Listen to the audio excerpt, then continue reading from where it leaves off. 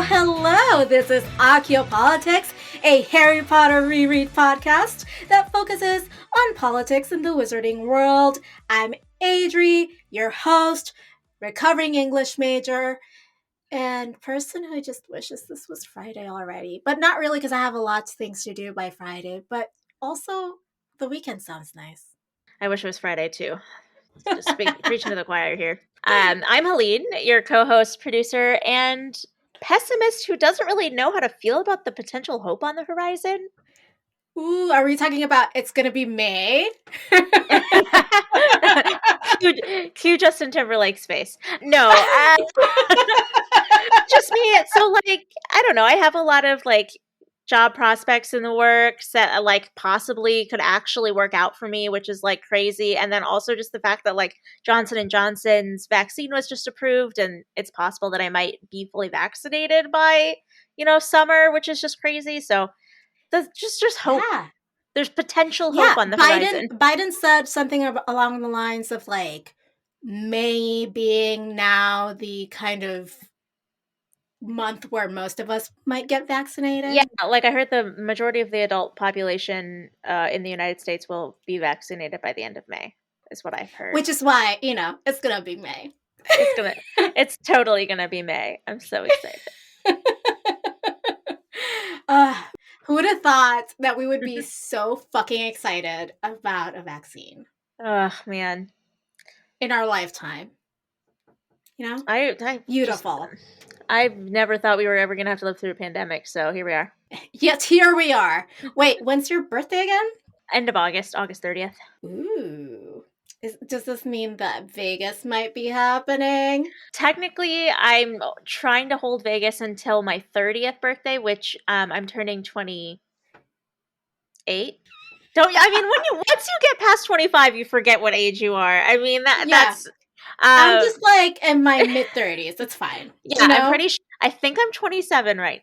Yeah, I'm 27 right now, and I'm turning 28 in August. So technically, Vegas probably won't happen for a couple of years if I decide to hold out for the 30th birthday. But we could, or counterpoint, we may be able to just go to Vegas, scope it out, for your 28th. Yeah. And be like, okay, so this is what we have to do and not do for your 30th. Pre-golden birthday. Yeah. Exactly. A scouting trip, if you will. However, also another counterpoint to Vegas plans. My mother wants you to come visit. I mean, I would absolutely love to when Texas is no longer a potential death trap. No. To Puerto Rico. My mother. To Puerto Rico. Okay. My mother. I would love to go to Puerto Rico. The lady who birthed me wants you to go to Puerto Rico. Well, wants us to go to Puerto Rico. I was going to say, it would be kind of weird to go without you. Since I haven't met your mother yet. But she knows you, because you post stuff to the Archaeopolitics Facebook and Twitter and Instagram account. No, she doesn't know about Twitter. No one tell her about Twitter, you guys. But she's like, oh, I love her. She posts. I just see her and I'm like, oh, look, there's my other daughter. Oh, that makes me feel so special. Hi, Adri's mom. I don't know if you listen to the podcast, but biggest fan doesn't listen. I'll post an Instagram story of me just saying, hi, Adri's mom, and so she'll see that. It's fine. Yeah, there you go.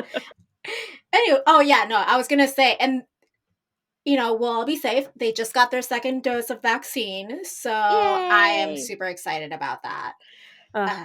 My parents are getting their second dose on Monday. I cannot wait. So that's exciting. I'm getting my first dose on Monday. What? Jealous. I'm not getting my first dose in this foreseeable future. But, May is just around the corner, girl. Just hold on to hope. Yes. Gotta hold on. And that's it for coronavirus update and travel plans. But today we're going to be talking about Chapter 25 of Order of the Phoenix, and it's titled The Beetle at Bay. Gotta say, I completely forgot that the whole Cho date thing was in this chapter because I thought that it had a different title name, that chapter. I definitely thought there was like a title for the chapter that was like just about that. And I was Yeah, like, yeah, yeah, wait, yeah. this is this chapter? What? It feels like it should have its own chapter, but it doesn't. Yeah, so in case you forgot, like I did, this is the one where 10 high security Death Eaters escape from Azkaban. Hagrid and Trelawney have been put on probation by Umbridge. Harry and Cho go on their disastrous Valentine's Day date in Hogsmeade, and Hermione blackmails Rita into writing a tell all story from Harry's perspective for the Quibbler. Whew. That poor Rita. She goes like, she's just down on her luck, and then Hermione's like, by the way, I need you to write something that's going to ruin your entire reputation I for a love publication that you don't care for. You're I love welcome. I truly love Hermione in this chapter. She's a gem. Hermione's always a gem, except when she's not. Anyhow, this is the place where we thank our lovely patrons for making this show possible. Meow, meow, meow, meow, meow. There we go.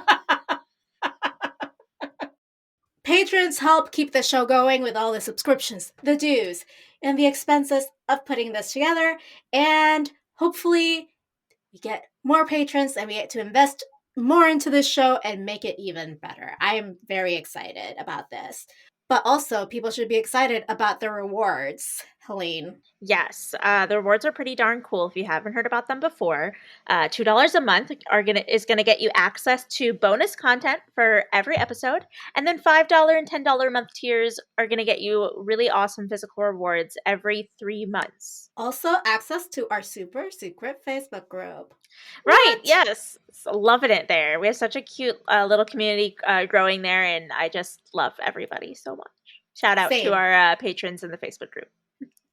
Love the memes, Helene. A++ job on the memes. Thank you. Thank you very much. But speaking about Patreon exclusive content, today we're talking about Sirius Black on The Girl Who Lived, where we discuss the implications of Sirius Black being gender flipped and how that changes their story and how they're perceived by other characters and by us, frankly, the readers. The most important people. Most importantly, yeah. The Yeah. most important people in the series are you, Us. the reader. Even more important than Harry. Let's make it all about ourselves. Helene, you sent me earlier a version of like Sirius Black as a woman. Of course, like I always do. Yes, and like I gotta say, you guys, total hottie with a body. Oh, she's babe. I'm not surprised. Not surprised at all, but she's definitely babe. Yeah. But we'll get to that in our special secret Patreon exclusive content. But for now, it's time for our Potter Watch segment where we discuss some of the latest news in the United States.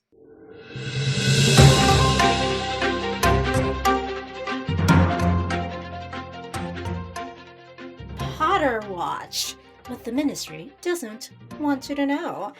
Helene, you have a few bulleted items in our notes.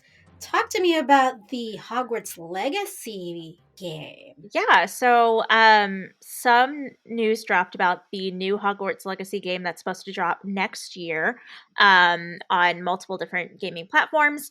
And they announced that the game is going to allow transgender characters when you're creating your character. So it's going to allow them to allow players to choose either a masculine or feminine voice, separate of what your body looks like, and then you can choose witch or wizard, and that just determines what dorm you get placed in and how you're addressed by other characters in the game. But basically, it's going to have a lot more customization and let people kind of express their gender identity a lot more freely than other games or what people might have expected out of a Harry Potter game with everything going on with the creator right now. So I believe the engineers of the game who told us to the press actually asked to be kept anonymous because I don't think they were supposed to go to the press with this. Woo. And so they just really wanted to make sure that it got out there that while the game is really being threatened of not being able to make as much money as they hope it will, because obviously it's association with J.K. Rowling. They are trying to make sure that people know their stance, I think, through this announcement. The game creators want people to know that, they support the transgender community and don't necessarily stand with JKR. At least that's what I am gathering from this announcement, personally. So, I mean, this is not the first of these kinds of announcements when there's kind of like a moment in which people are like, yeah, this is problematic as shit. We don't want to support this with our wallets, kind of thing, right? Yeah. And this is why I think it's so super important for everyone to make a big fuss about things like these, because if not, probably wouldn't have happened. Like money talks. This is a capitalistic society, and like when Yeah. companies feel like, oh shit, I gotta think about people like people, because if not, it hurts my bottom line. Like that's when things happen. Honestly. Yeah. No, I mean, you're totally right. I think that people outright, like, coming out in droves saying, we are not going to pay money for this game because it supports a transphobic piece of crap. Like, the game company heard that and was like, oh no, like, we want to make sure we sell our game. And I think that this is like another really good reminder that yes, JKR does get some sort of bottom line from this. Like, she gets some sort of income from these types of things because it is a Wizarding World creation. Yeah, it's But like a licensing deal. Yeah. yeah, but everybody really should try to remember that these types of projects and like movies and big productions and things like this that take years to create, there are so many more people involved whose livelihoods depend on the success of this. And like, these people that created this game might not necessarily agree with JK Rowling. They might be just like you and me who, strongly disagree with her. And Or just got assigned into this project yeah. in an existing company, like. Yeah.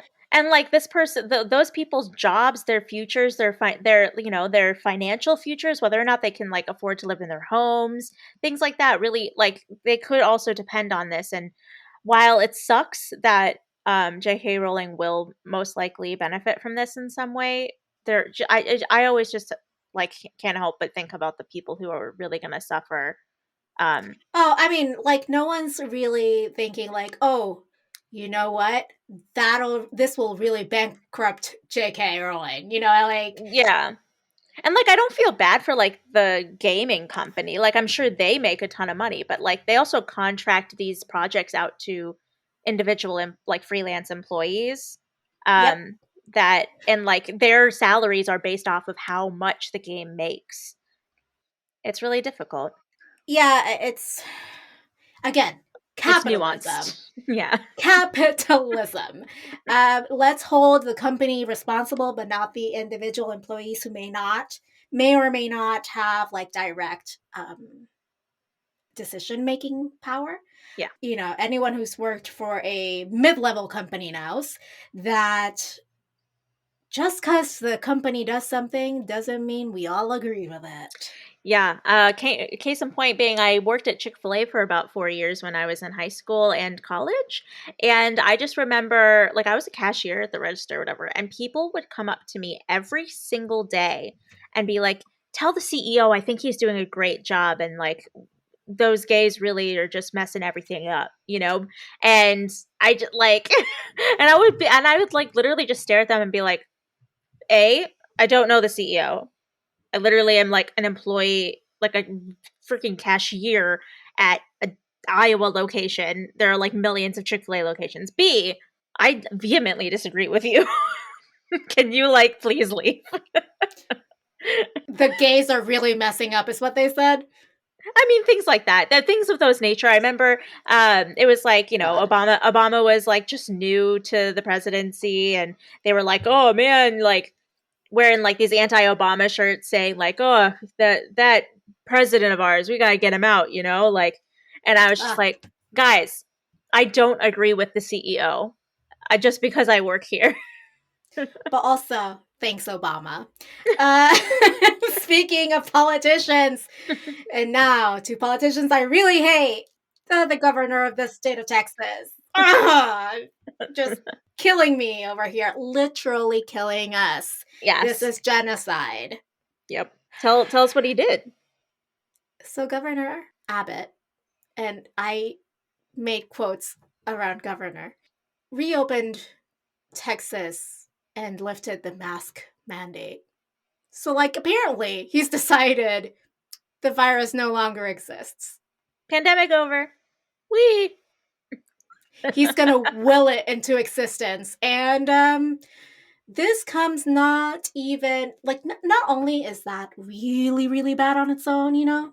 Yeah. But it comes not even 2 weeks after the state was devastated by freezing temperatures, and many of its residents lost power and some died. And because of that, you know, like, who cares about Texas? Not even our governor cares about Texas. That natural disaster didn't kill you guys. Well, let's try again. Let's accelerate this a little bit, please. It does honestly feel like the leadership in that state is like actively trying to kill its constituents. Like, it literally feels like that. Well, I don't disagree, because I feel it, and also too because they don't want people to vote. No. They want people to die. They don't like it when people complain. And, you know, whatever. America, freedom. Yeah, guys. She said as she stared vacantly into space. Yeah. Just like tears streaming down her face. America. America. Land of the free. And dead. Yeah. Free to die. Free to die just didn't have the same ring, marketing wise. And it's more of like the quiet part of that statement, you know? Yeah. It's like America, land of the free, and then in parentheses, to die. It's kind of like a very small footnote that you have to be looking for. With like a magnifying glass. Yeah. Microscope, more like it. Yeah. It's just the fine print. I forgot to read the fine print of America. It'll get you. The terms and conditions page. You know, like it's like Apple's updates, right, to their things, and like you just accept without reading. Like, that's what I did. The like 7 pages of like you have to scroll through and hit agree. Like, it was somewhere in there. Yeah. Anyhow, let's move from things that give us anxiety to less anxious things, hopefully. Let's move on to our Hogwarts Debate Club. Yes. So for those who are just joining us for this first time, in our Hogwarts Debate Club, we are going to reveal... I'm sorry. It's kind of a weird thing if they're joining us for the first time, but go ahead. I mean, you never know, right? Like, there was a wonderful person on our Twitter earlier this week where MuggleNet retweeted one of our questions of the week, and she replied saying, "How did I never know that this podcast existed?" And, you know, she's listening to this. This is her very first episode. So welcome, whoever that was. New listeners, welcome. You don't have to listen to them in order. No. Things got, it's a little, you know, let's just go with the flow. Maybe this is their very favorite chapter in the entire Harry Potter series, and they go to every single reread podcast just to listen to this chapter. Friends, if this is your favorite chapter, I have questions. It's always possible. So for any of the first-time listeners, if you may be here, Hogwarts Debate Club is where we reveal the politics that Adri and I believe the chapter encompasses. We reveal them to each other and provide brief definitions of what that politic means and how it might relate to the chapter before we get into our deep dive discussion later on. So, Adri, what is your politic for chapter 24? My politic is tied into how I feel about the governor of the state I am currently inhabiting, which is the politic of suspicion. It's just expecting the worst from others and having a cynical viewpoint of the world. AKA me. Honestly, as we were going through the chapter in terms of like rereading it, I was like, wait, why is everyone so like weird in this chapter? Yeah. And like everyone's like acting a little bit weird, and Hagrid is like anxious, Trelawney is anxious because Umbridge is suspicious, and they're suspicious of Umbridge, and it's Fair. like this whole like dynamic that's really chaotic, and also like Sirius Black must be behind the 10 escapees from Yeah. Azkaban, and Yeah. like Umbridge being like, oh, teachers can't teach anything that talk to students about anything that is not their subject, and like McGonagall and like other professors are like whispering in the hallways because the staff room, I Umbridge gotta probably better. say, Lee What? Jordan's reaction to that literally absolutely murdered me. It was hilarious.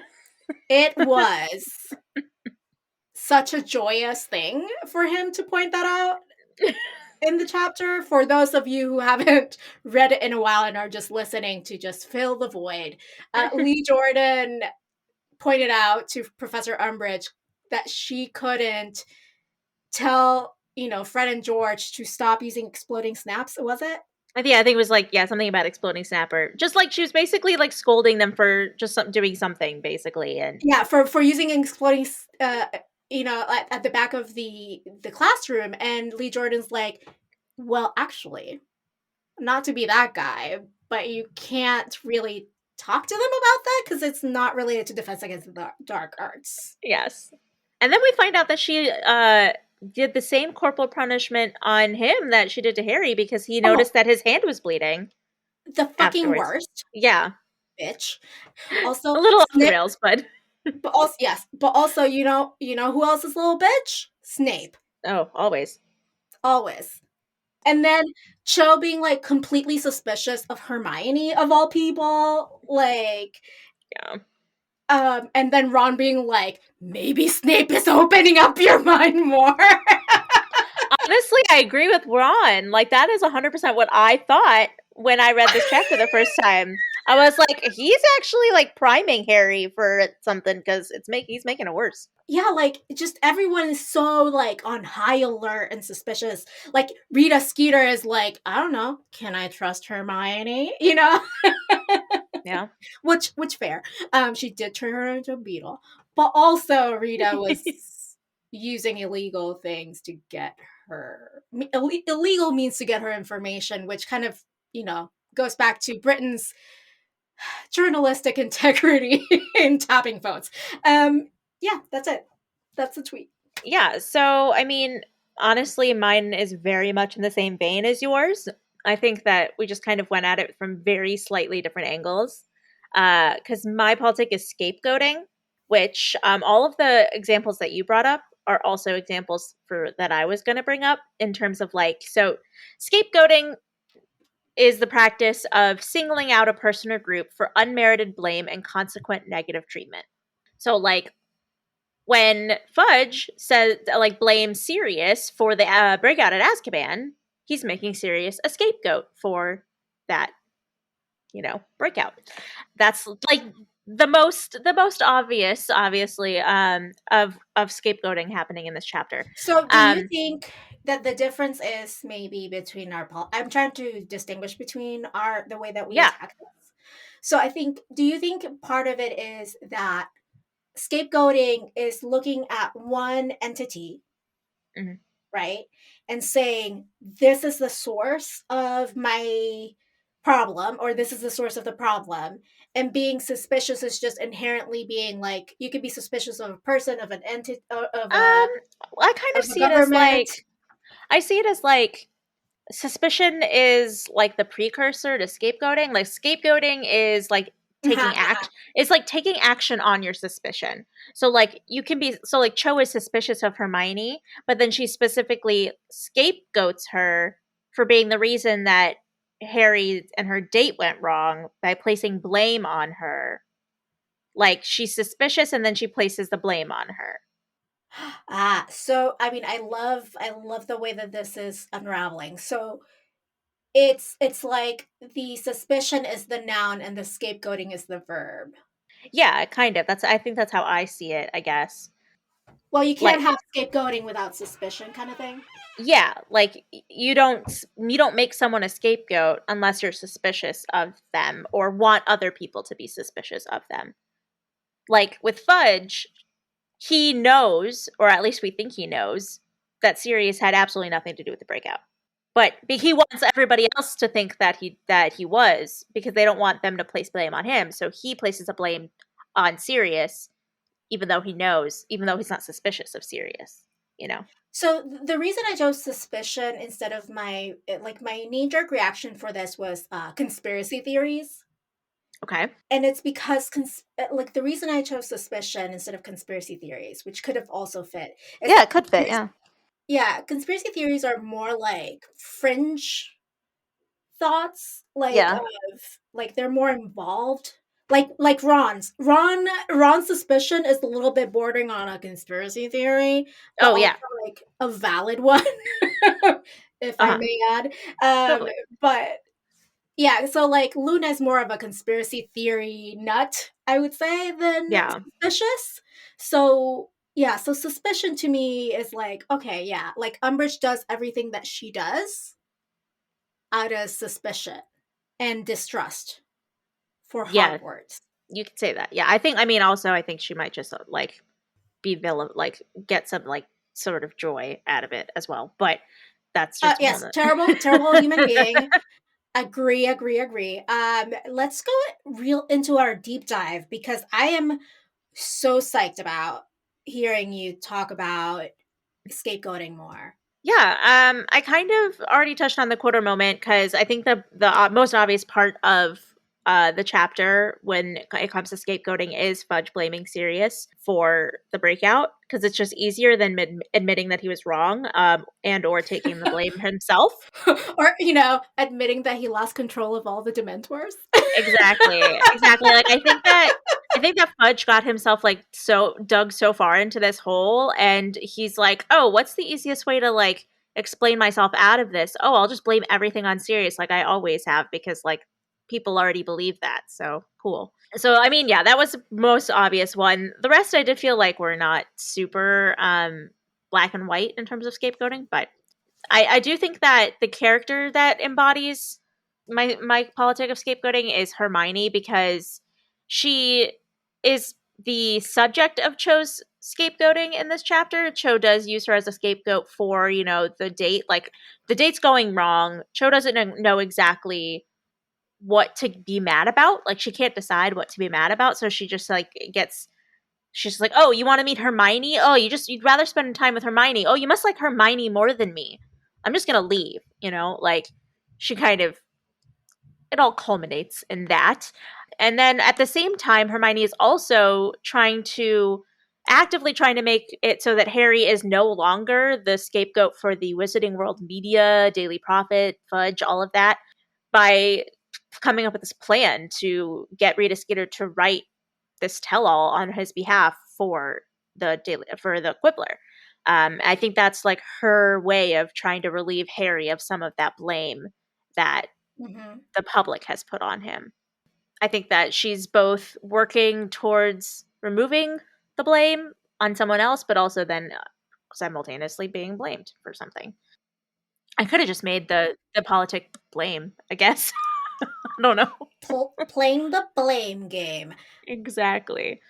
Then the only for the throughout the book, I just as far as scapegoating, Harry is just obviously like the constant scapegoat throughout the entire series and throughout this book for the Wizarding World media, for the Daily Prophet, for everything, as well as in Hogwarts specifically, because whenever anything goes wrong and they don't know who to blame, they just blame Harry.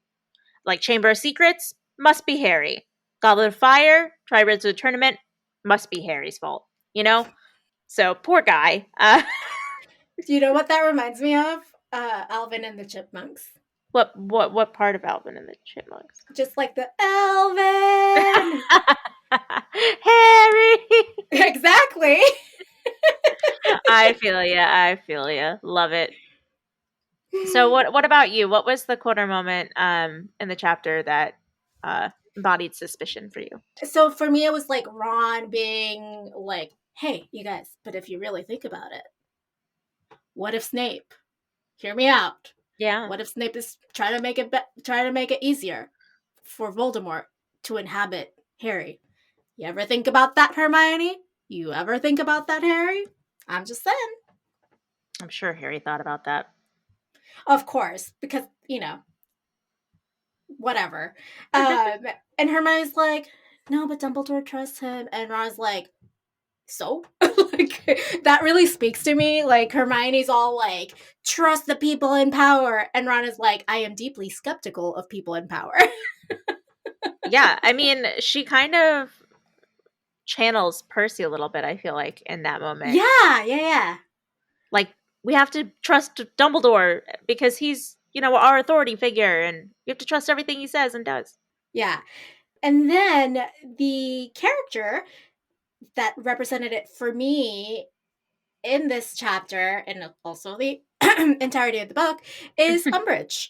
Because, like, her suspicions grow to such a level that she is not just content harassing teachers, harassing students, and all the decrees she's made so far. She has to make up a new decree to make sure that teachers are not talking to students about a news item that is relevant to their existence in the wizarding world. So stupid. Absolutely dumb. I hate it. She's such a control freak. And what she is doing here, girls and boys and non-binary folks, is that she is doing the Barbara Streisand effect, where you bring more attention to something by trying to bury it than if you just had let it be. Don't look to your right. Look to your left. Oh, what's on the right? Yeah, exactly. Now, throughout the book, we see that Hogwarts is being taken over by the Ministry and, like, being suspicious of anything that Albus Dumbledore is doing at Hogwarts, rather than focusing on the real and imminent threat of Voldemort's return. So, like, their suspicions lead them astray because they just don't want to see what's right in front of them. Yeah, it's real dumb. So, yeah, people are dumb is something that we've noticed. I also wanted to comment on your framing of Harry being the scapegoat in the media and at Hogwarts. That moment where is it Amelia Bones? It's Susan Bones. Susan Bones. Sorry. Yeah, her daughter. One of the Boneses. Yeah. She's like, Harry, how do you do this? Yeah. This is terrible. Like, that moment of forced empathy, like when they are forced to reckon with the idea of celebrity and notoriety. Yeah, like unwanted celebrity. Yeah, well, notoriety, right? Like, yeah, you're notorious for something. And like the attention that comes with it and like all the complications of that attention. That moment really spoke to me and as a realistic depiction of people really don't know what you go through until it happens to them. Yeah, and that's why empathy is Most so people. important. Some people are really empathetic. I'm not saying everyone, but that's why not all people. But and that's why empathy is so important. Like, if Susan Bones had taken 3 seconds at any point in time, like in Chamber of Secrets or in Goblet of Fire, when people were like, when she was probably joining in on people being like, oh, Harry, like, he did this thing, and like, we're just gonna believe that he did this because it's the easy answer. If she had taken 3 seconds to just think about, like, oh, I wonder how Harry feels about all of this, maybe it wouldn't have taken her until 5th year, when people are giving her the same unwanted attention, to realize, like, hey, this is not fun for the people who are being targeted, Well, but also, I mean, we're talking about teenagers here, right? I know. Like, I know they're characters in a made-up book, whatever. But, like, teenagers are still, developing their nuances, right? Yeah. In their brains. And they see everything as, like, yes, no. There's no much like in between. And actually, it isn't, I believe it isn't until like almost your 20s when that begins to kick in. Like the nuances of Yeah, critical thinking and it's hard having. for me because Go ahead. I was such a like I was definitely very emotionally aware as a teenager, and I think I was one of the only people I knew that actually like thought about that stuff. So like it's weird because Yeah, some teenagers are straight up sociopaths until yeah, 18. everyone tells me like, "Oh, they're teenagers, it's normal for them to like not think about this stuff." And I'm like, "I thought about this stuff. Like I can't relate." Well, and I also wanted to like also asterisk, right? Mhm. Um, as I keep learning, because we don't stop learning, right? In this podcast or in life, this is complicated by the fact that some people have, differences in their brain chemistry, right? Which may make them either more empathetic or just oblivious Yeah. to something that's going on around them. And neurodivergent people like myself could just swing between the two really easily, as teenagers and as adults. So that also to me complicates things further because I honestly try to be really conscientious about people's feelings and about, like, it's like basically like do no evil. But sometimes, and you would, anyone who's been alive, right, will know that sometimes you don't mean anything by something you do or say, but Right. it doesn't land quite the same way to another human being. Totally. And I'm sure Susan Bones didn't, she didn't take a moment to think like, I wonder how Harry's feeling and all this. She'd be like, oh, must be pretty sweet being having all the attention. Yeah, no, that's true. Yeah, it's all about perspective, as we talked about a few episodes ago. But like, people don't always look from the outside in and see Harry as having suffered during those moments. They don't see that he was struggling. Well, we dehumanize celebrity all the Yeah. time. So when it does It's happen to them, and struggling is part of their experience, and suffering is part of their experience, they're like, whoa, this is what he probably felt like back then, not what I thought he was feeling. So so yeah, so celebrity is one of the times where you can have immense privilege yet still be dehumanized. I can't even begin to imagine. Like I'm not saying I endorse Kim Kardashian, do not. But like when she got robbed in Paris and that was like a really traumatic event, Yeah.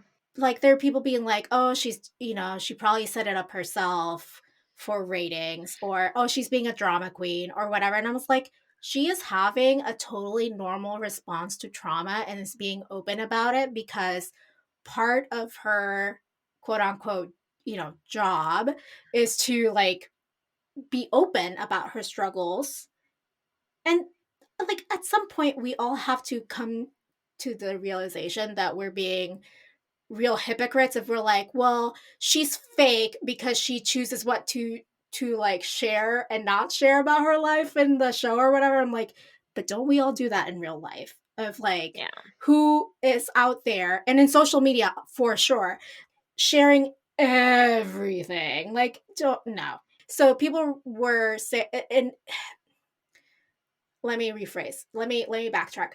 Mhm. The response to another human being's trauma, regardless of their station in society or their perceived notoriety, Mhm. shouldn't be like, well, she asked for it, or they asked for it, or he asked for it. Yeah. I mean, all I can say is people constantly forget or choose to, you know, forget that people who are celebrities or looked at as celebrities are people with human emotions, and just because they have like privileges doesn't take their human emotions away from them. And if we're focusing on them, much like Fudge, we're focusing on the fucking wrong thing. Yeah. Stop focusing on Dumbledore and do something about that Voldemort, you know? So, Yeah. speaking of Fudge, who reminds me of Ted Cruz, who reminds me of Dementors, it is time for a Dementors and Chocolate segment, don't you think? Yes, I definitely think so. So, what was your Dementor in this chapter, Adri? So, the Dementor, for those of you who are joining us the first time, as Helene said earlier, Oh, is right, yeah. what we don't like, what we didn't like in this chapter. A Ted Cruz, if you will. Yes. This is a joke for Texans and Americans, I guess. Literally anyone who knows who Ted Cruz is. Anyhow, my Dementor is that this is yet another week in which I am disappointed that anything coded as feminine is ridiculed by the narrator slash author of this series and presented in such a way that is meant to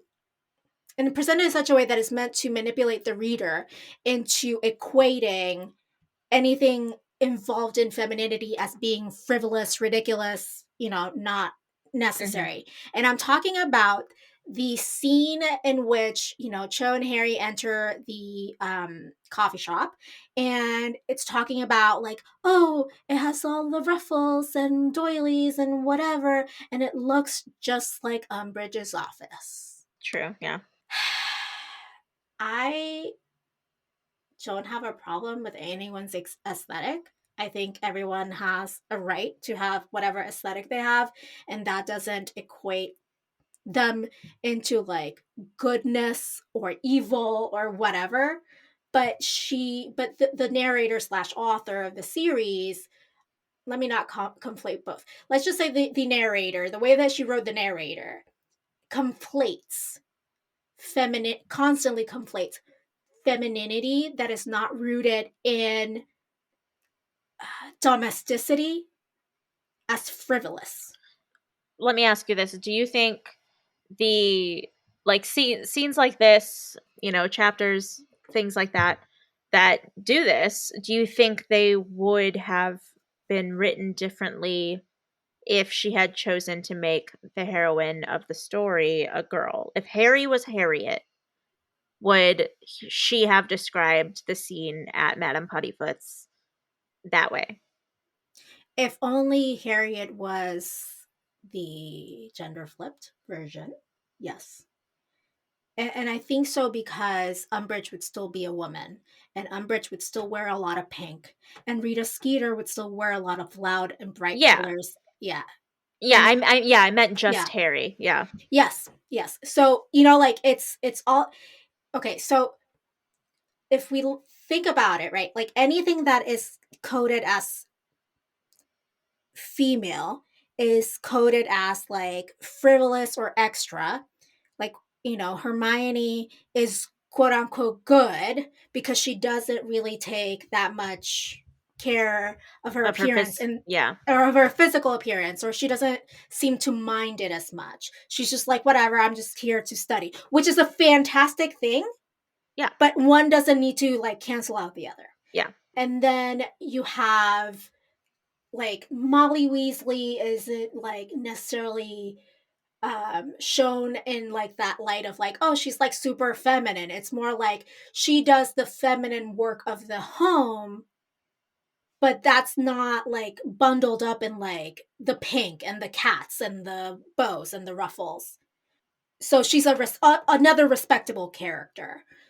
And I think that Ginny's attributes, I feel like the ones that Harry seems to admire the most are the ones that are like the least feminine. Correct. Or at least the least considered to be feminine, like her interest in sports and her like, assertiveness and things like that, things that are not always, associated with femininity. Yeah, Ginny is a cool girl. Because she's basically a boy. In the eyes of the narrator. Yeah, so within like all of this, it's kind of like it's hard for me to untangle. Okay, so you want women to be empowered. Fantastic. Love it. Yes, I am here for it. But what if they like ruffles? Yeah. What makes them ridiculous? Yeah. What if they love wearing makeup and the color pink? Like, what if Hermione was like a very girly girl? Would she still be, you know, considered the badass character that she is? We're kind of getting into Girl Who Lives segment, like area Oops. territory. Um, Eh, eh, eh, eh.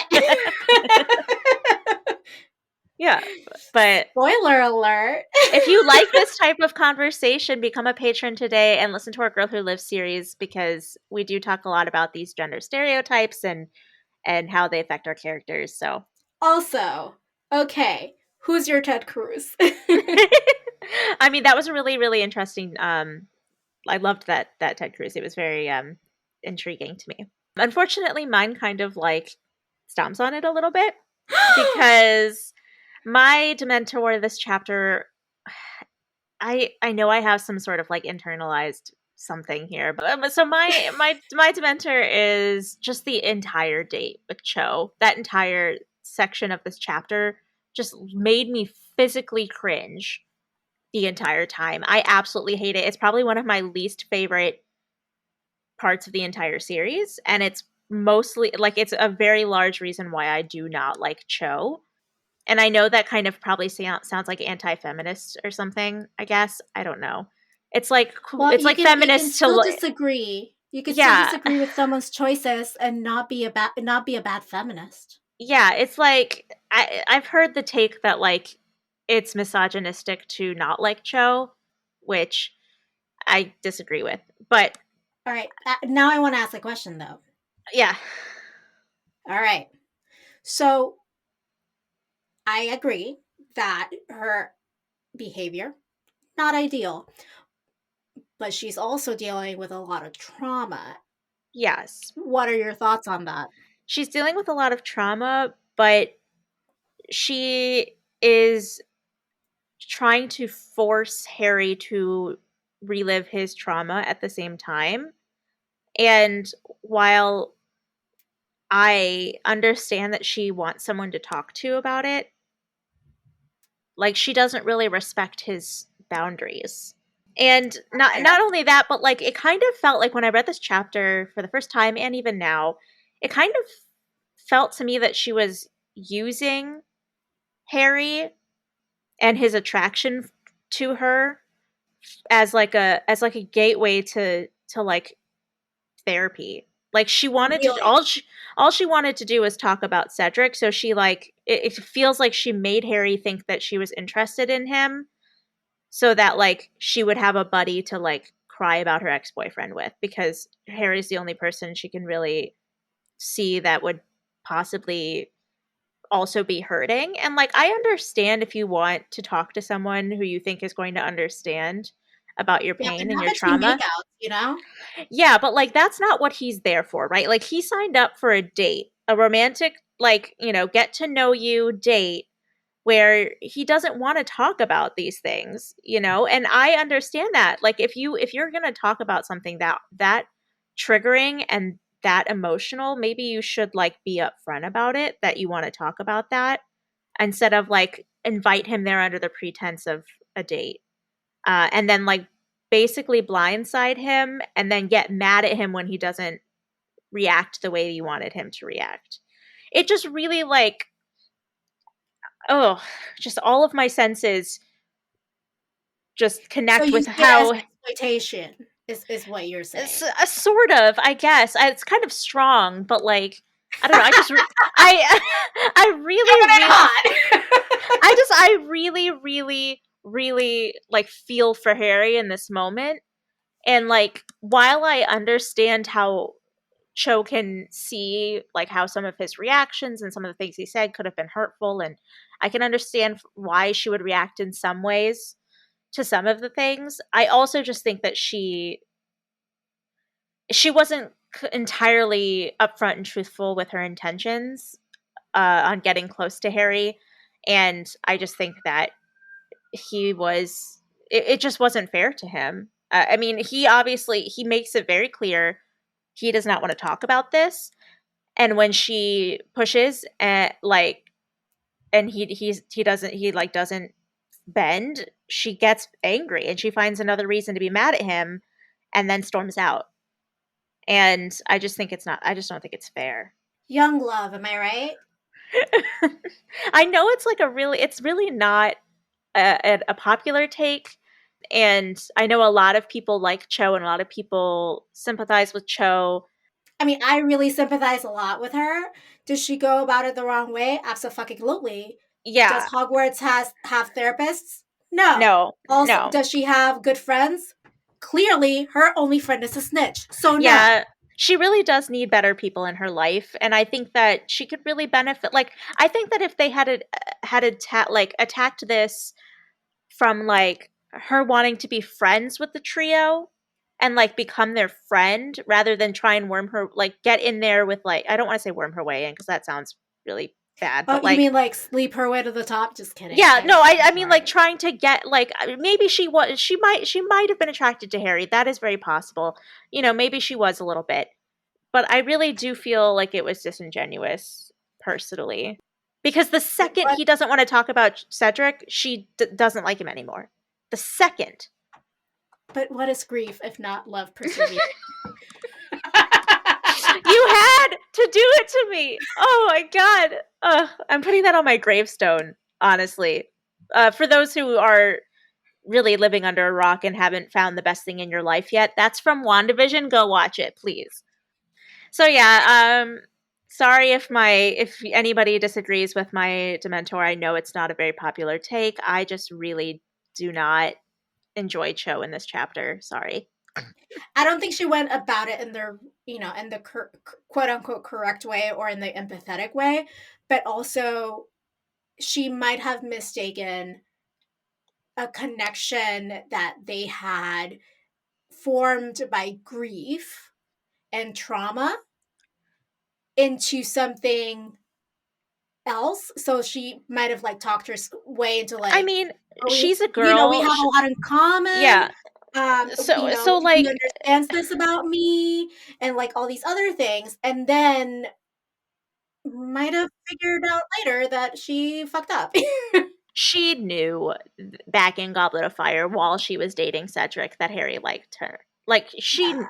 he asked her to the Yule Ball like before her and Cedric even started dating like officially. Like she knew that Harry has had a crush on her for over a year.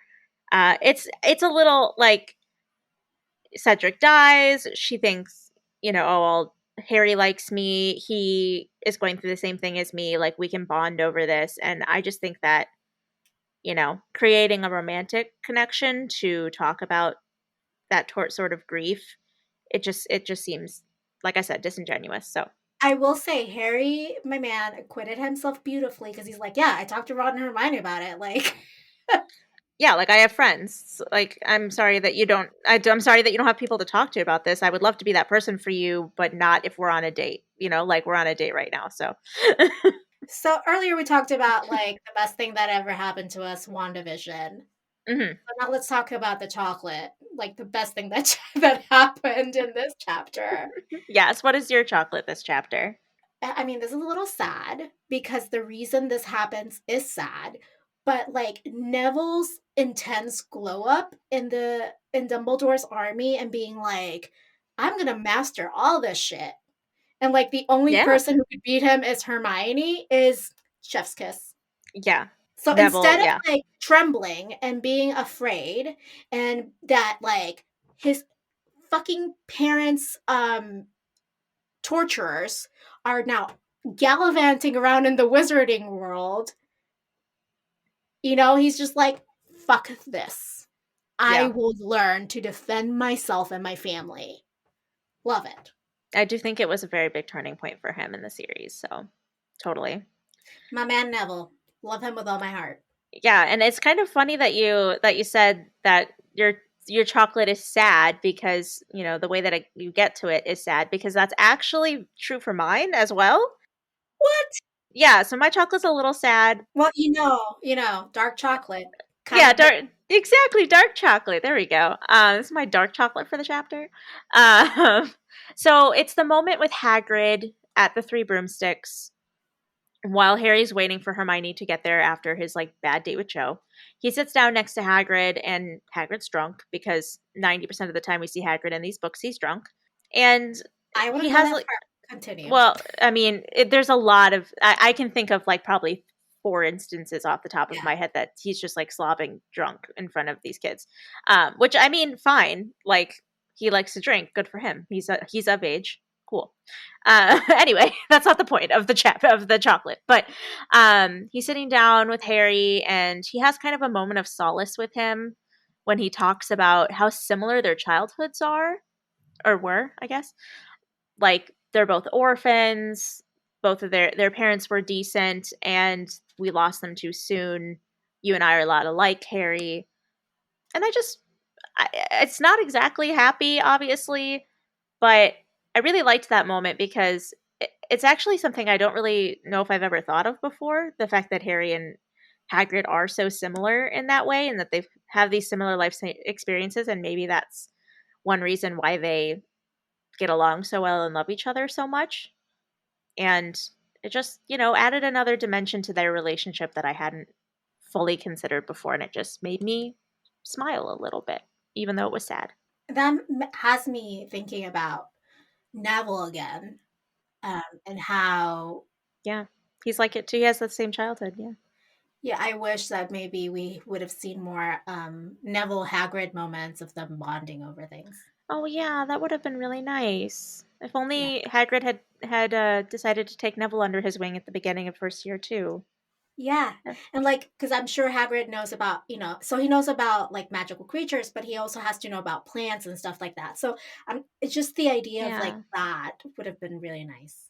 yeah, and it also Harry and Neville definitely could have been better friends if they had taken the time to like explore and nurture that friendship a little bit more too, because they are Yeah. very similar. Poor Neville. I'm gonna give him a big hug. Well, thanks for that lovely bitter chocolate. Yeah. Bittersweet chocolate. Last week, we asked our listeners a very important question, as we always do. How do Snape and Lupin compare as one-on-one teachers? What were the answers? Yeah, so we got an answer from M_Padfoot on Instagram, and they said both are very knowledgeable of their subjects, but Lupin is better at teaching the information, which I wholeheartedly agree. So Um, when they say like teaching the information, I imagine what they're saying is kind of like connecting with the student and making sure they understand not just the theory of the information, but like how to actually yeah, practically do it. he provides the tools Exactly. basically, while Snape does not. Yeah, His name that's is like open your books and read, and that is the class. yes, exactly. And then Katya, one of our patrons, one of our lovely patrons, said, "I still don't understand how they let Snape around children in the first place." Which I mean, fair, very, Oh, very fair. like 200% fair. Yes. We also do not understand how that happened, but think about like of all these explosive stories, like Jeffrey Epstein and Ghislaine Maxwell, and like other countless people who shouldn't be around children, and yet no one did a thing until it was too late. Yep. Because the burden always falls on the victims to speak up rather than stop the fucking behavior. Oh, totally. That's definitely a societal thing that we all need to work together to correct. But the last response that I have for this question was from another one of our lovely patrons, Lucy. She said, "There's so many things. I listened to this chapter in Prisoner of Azkaban again last night, and what struck me the most when comparing Order of the Phoenix is that Lupin actually checks in with Harry after each attempt at producing a Patronus. He asks if Harry is okay and asks if he wants to continue. The characters aren't equal because of the teacher student dynamic, but Lupin affords Harry agency and to be an active decision maker in his learning. Snape does not do this and fully exploits the teacher student dynamic. He's not only removing Harry's agency by invading his privacy over and over, but also by not allowing him to have an active role in learning in his learning of occlumency. And then she also said, I also feel like it's only decent to ask someone how they're doing after you've invaded their mind. Which, Yeah, yes. like completely. Yes. I mean, Like there's an obvious like difference in levels of empathy that these teachers have for Harry, and like, consideration in general that these teachers have for Harry. what this reminded me of is the and we talked about this maybe a few weeks ago, was the idea of like consent. Yeah. So Lupin makes sure that he has Harry's consent before doing anything that could be traumatic, and also informing him of what's going to happen before it happens, right? And Yeah. like how he's supposed to, again, not just the theory but also the tools.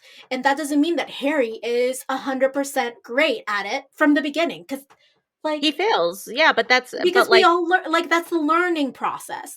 And yes, but Snape, I was just going to say there's a difference between failing because you're, still new at it and you're learning, and yeah, failing because of the shortcomings of your teacher. Like, there correct.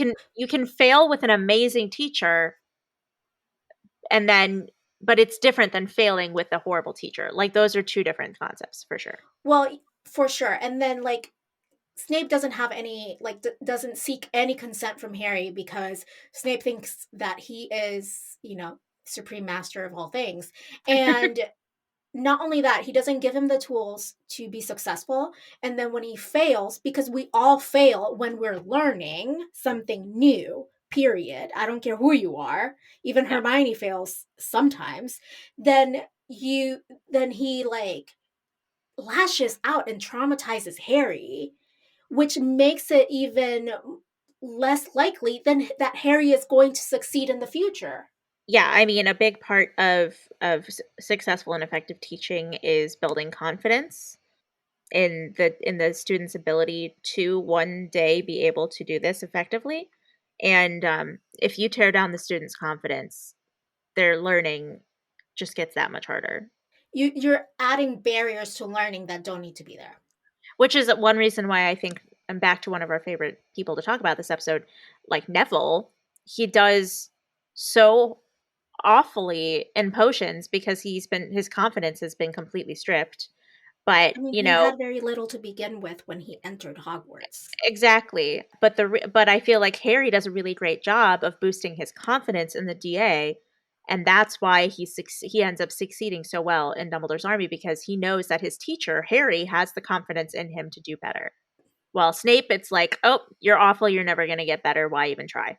Ugh, man. All right. This week's question is: during Cho and Harry's date, who did you empathize with the most, and why? We're thinking like, listen, guys, we've all been there. We've all been there on bad dates. We've all Yeah. been Harry and we've all been Cho. Who have you been the most? Yeah, yeah, I mean, it's interesting to me because, like, I definitely tend to see things more from Harry's perspective in this situation, and you definitely express that you see a lot from Cho's perspective too. So I'm just interested to hear what our listeners think and who they kind of sided with, I guess, a little bit more in this particular situation, and why. I really, really want to know, like, The why. why. Yeah. Well, I will share though that I see it from both sides. Hmm. Both sides have great people. Um, There are good people on both sides. on Very both sides. diplomatic. Oh my god, I'm the worst. But I was in like one of my most terrible dates, like that sticks out, was this guy who wouldn't shut up about his ex-girlfriend who he had just broken up with. Like this was after my failed engagement. That was a 6 year long relationship.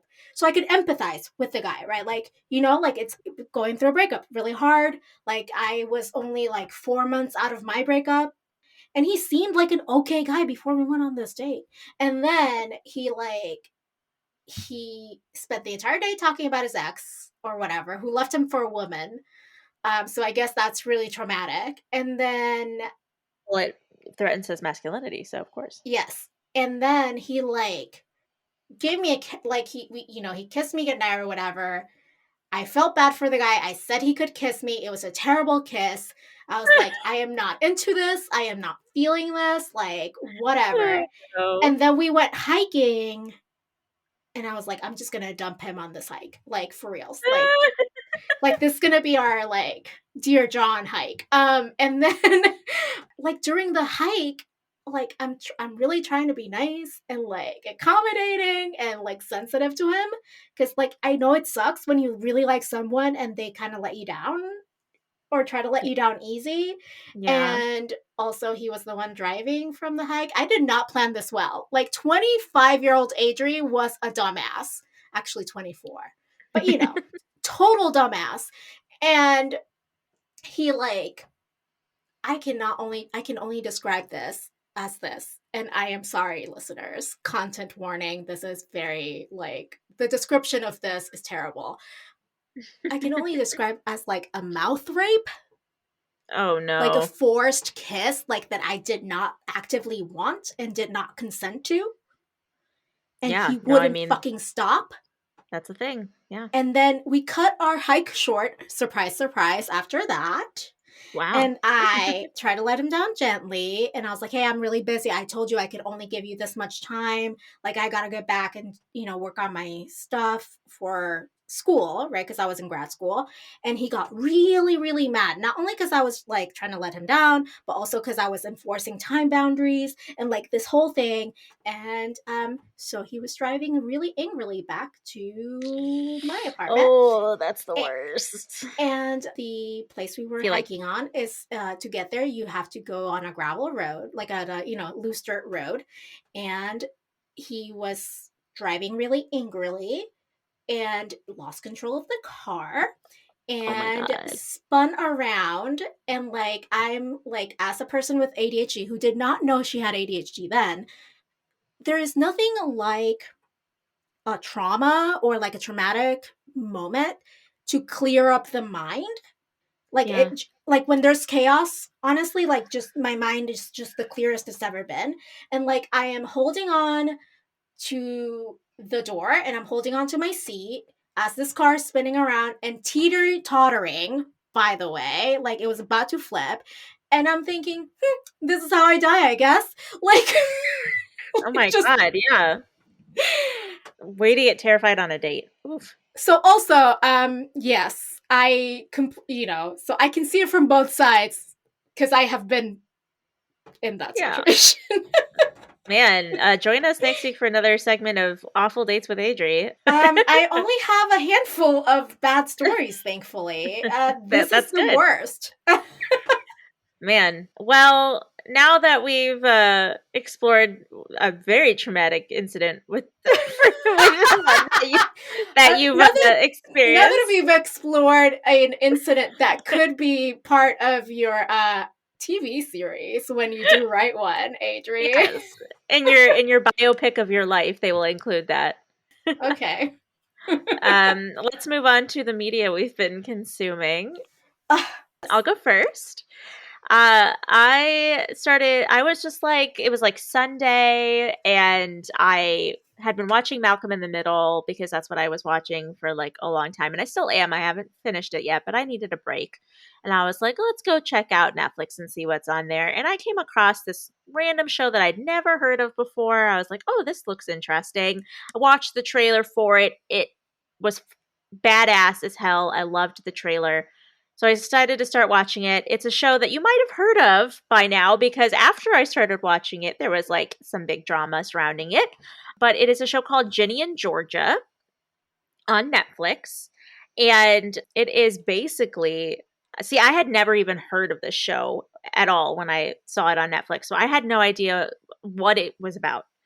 But it is basically Gilmore Girls, but like edgier. In the first episode, they even like refer to as like, she's like, we're like the Gilmore Girls, but with bigger boobs or something like that. okay. Okay. So it's like woman who had her child at 15, and it's about, so Georgia is the mother. She has her daughter Jenny. Virginia, who goes by Ginny. And she also has a little brother named Austin, who is obsessed with Harry Potter, by the way. The amount of Harry Potter references in the show alone is just delightful. And they basically, like, you find out that Georgia is like some sort of like con artist. She is, she has kind of been had her hands in like the reason behind like murders and things like that. But they're basically, like 15-year-old daughter, 30-year-old mom, their journey through life. And it's also featuring a lot of Gen Z things. Ginny is obviously it's taking place in like now times. So Ginny is a Gen Zer, and you kind of get a really good glimpse into like what that generation is going through right now in high school and stuff like that. Or, what the writers think that generation is going through in high school. I guess like not right now, because it doesn't have COVID does not exist in this series. So they are actually going to high school and not doing like virtual school or whatever. But I'm thoroughly enjoying it. I really like it so far. It's just like a very interesting take on like that mother-daughter relationship kind of story that we've seen a couple of times. But yeah, apparently I haven't even gotten to this part in the series yet, but apparently they make a Taylor Swift joke about, her going through a lot of men or whatever. And Taylor Swift tweeted about it and was like, wow, way to go, Netflix. You're using like a really old sexist joke that, it's 2021. Why are we still making this joke? Like, blah, blah, blah. Taylor Swift is like, it's 2021. I saved 2020 for you idiots. What is going on? Yeah. So like the show's been getting ripped apart lately because, it's been put on blast by Taylor Swift for this joke, which I agree, like, stupid joke. Stop making it. It's not funny. Like, whatever. Stop making fun of Taylor Swift's sex life. But also, like, the whole show is not about making fun of Taylor Swift's sex life. So, like, still watch it. It's a stupid joke. You're not going to find a show that has like no stupid jokes. I mean, I don't know. For WandaVision. Yeah, no, exactly. Yeah, WandaVision is perfect. But but yeah, I mean, I like it. It's a good show so far. I haven't gotten to the Taylor Swift joke yet, so I have no idea what the context is. Whatever, we'll see. But if you like Gilmore Girls, you might like this. It's also very different from Gilmore Girls, so you don't have to like Gilmore Girls to like the show. Just watch the trailer that they like, the 15-second trailer that they have on Netflix, because that literally like pulled me in, because Ginny she's half black, her mom's white and her dad was black, and she like walks into her AP English class and she's like the new student in school, and so like she's a little late, she's behind on things, and he hands her the list of all the books they're going to read in AP English, and she goes like, excuse me, there are 16 books on this list, 15 are by white authors, and like 13 are male.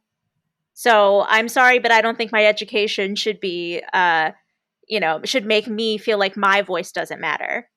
And I was like, hell yeah, I'm in for this. So, that was enough to just pull me in, and I like it. So that sounds pretty awesome. Love it. Actually, this has solidified my list, because that show is on my list of things to watch next. Oh, good. Well, let me know what you think of it. I understand the criticisms, but I also personally enjoy it. So, Helene, how many times do we have to go through this? I literally watch the Real Housewives franchises. I have no room to criticize anyone for their media consumption. But Taylor Swift said it was sexist. Also, whatever. If you enjoy it, great. As long as it's not like being actively harmful, sexist, racist, and it's just one joke, we're fine. We're fine. Yeah. We're all problematic all a little bit of the time. Exactly. So what was the media that you've been consuming this week other than WandaVision? Okay. Let's talk. You went from a show where COVID doesn't exist, and yeah. I am going to go to a show where COVID is like part of the storyline, which is Superstore. And Superstore is that show is still going? Yes. I did not know that show was still going. Chef's kiss. It's not like in Grey's Anatomy where they made COVID like almost like another character looming and in doom and gloom over the entire cast, right? Which, by the way, still watching Grey's Anatomy. This is not a criticism. I love Grey's Anatomy. That was a choice. That was a choice from the writers. Superstore is not a drama like Grey's Anatomy. Superstore is a comedy, and as a comedy, they're just treating it as like, yeah, you know, COVID, like, and they're finding ways, new and inventive ways to make COVID still serious, but not overtake the plot, you know, more than it did like the first few episodes, you know? Yeah, would you say they're doing a good job at balancing like realism with escapism? Because I know that's a big debate right now. With like people, I would say that they are.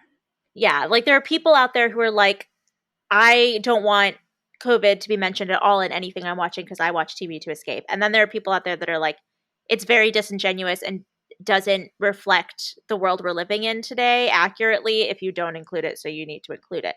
And it's just very divisive right now in like the television world, whether or not a show should or should not include it. So sounds like it's a good, from what you're saying, it sounds like it's a good balance. To me, it doesn't like feel heavy.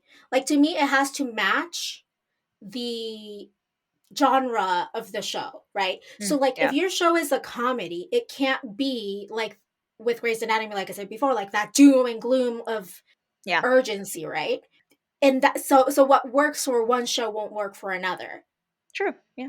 Another show I've been watching, speaking of like the trash that I watch because and that's why I cannot say anything about anyone's choices ever, is Summer House on Bravo, where COVID does exist also because it's a reality TV show. And instead of them, so Summer House is a show where they supposedly like only film on weekends. Pre-COVID, they only filmed on weekends, like on a Hamptons like house, like professionals just from New York City going to the Hamptons and like just like partying and then going back to work, but they would only film like the weekends, right? And some glimpses of their weeks. So like if the real world was only filmed on the weekends kind of thing, right? Now with COVID, they're all quarantined for 6 weeks in one house. Okay. And the drama is off the charts. It's like, so I a friend of mine and I, like a Twitter friend of mine and I were discussing like our love for like this trash. And like, we're like, you know, deep in your heart, you're like, be better, be a better person, be better than last year, you know? Like, you know, I want to see you grow. But then the other side of you is like, be trash, be trash, be trash, be trash. Like, oh my goodness. It's terrible. I am a terrible person, and that's it. You really do span multitudes. I mean, that is just, could not be truer about you. Listen. I love makeup. I also love books. I love literary theory and like sociology books and history books, but I also love trash. So, you know? Yeah, like 1 week it's a self-help book and the next week it's the Real Housewives. I just like, it just gets me. I love it. This is your co-host who spans multitudes, as Helene says, telling you that that's it for today's episode. You can join us next week to talk about WandaVision and other things, and also Chapter 26. Because this is a WandaVision podcast now. So this is a WandaVision podcast now. Of Order of the Phoenix. Seen and unforeseen. Dun dun dun. Boom. Yes. But if you've enjoyed this conversation, we would really, really, really appreciate it if you could just take a second to give us a 5-star rating on Apple Podcasts or wherever you're listening to this podcast right now. So Spotify, Podbean, whatever it is out there that people listen to podcasts on these days. We just would really appreciate it because it helps new listeners discover the podcast. And I always just love reading them because it makes me smile. Yes. We love reading it. I love the 5 stars. Like I always say, 5 estrellas or nothing. It wouldn't be an episode without you saying that. So until then, politics managed.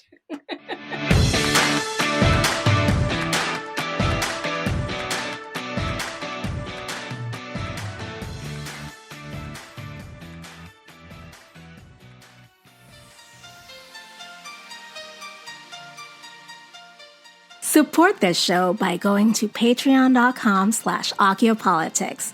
Our patrons keep this show going. You can find us online at akiopolitics.com, and we are at Akiopolitics on Twitter, Facebook, and Instagram. You can email us your thoughts at info@akiopolitics.com. Leave us a voicemail at 915-996-1699, and you might just hear yourself on the podcast. Adriana Wilson is the founder and creative director of the podcast.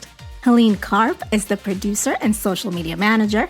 Allison Pullman is the audio wizard and editor who makes us sound so good. Cover art and physical rewards are designed by Adriana Wilson. The views expressed by the hosts and guests are expressly their own and not representative of their employers or associates. Akiopolitics is part of the MuggleNet family of podcasts.